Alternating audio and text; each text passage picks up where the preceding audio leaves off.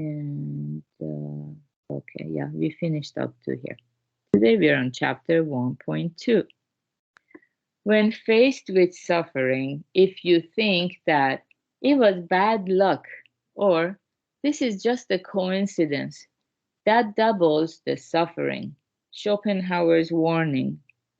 The primary meaning of fate is misfortune or fortune given by a power beyond human control. But it can also be used to mean the same thing as luck. So next, let's analyze what luck is. We lament, why me? Because we have unexpected consequences. What was expected then is the law of good people become happy and bad people become unhappy.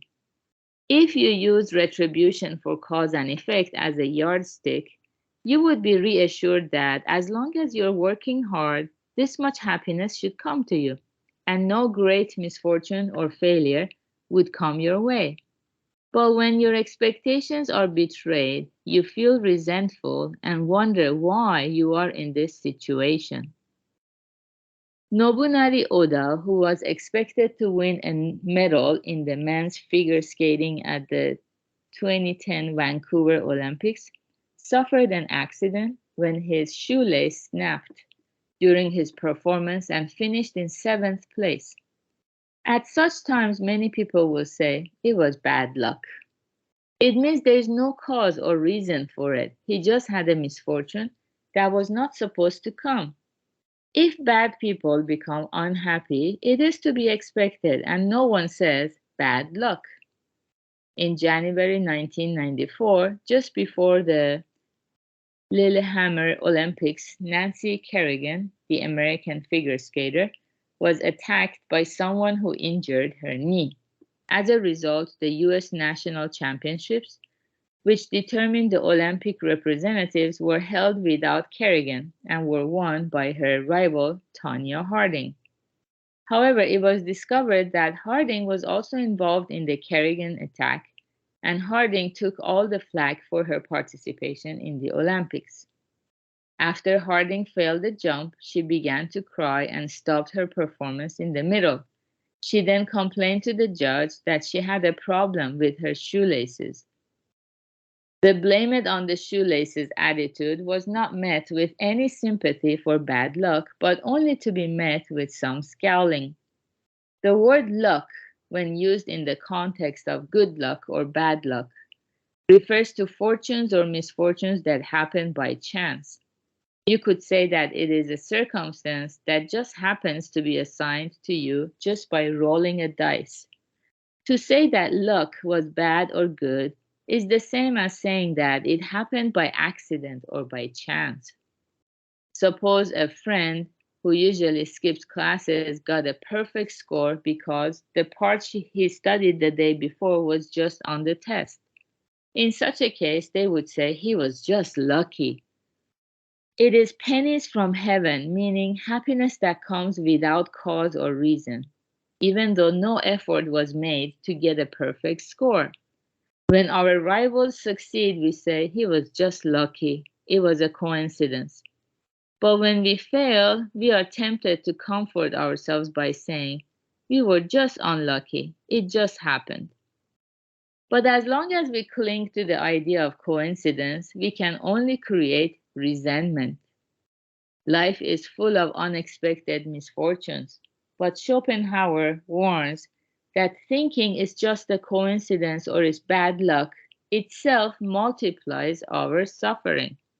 Thinking that the circumstances that brought us suffering were merely coincidental is itself a thorn in the side of suffering, the world as will and representation. Now let us consider what coincidence means. Coincidence, just like fate, is a vague term, but without understanding it, we cannot understand fate or destiny. If we understand the true meaning of coincidence, we can understand fate or destiny. And if we make coincidence our ally, we can control our destiny. The point is, luck or fortune come by chance. without any cause or reason, regardless of effort.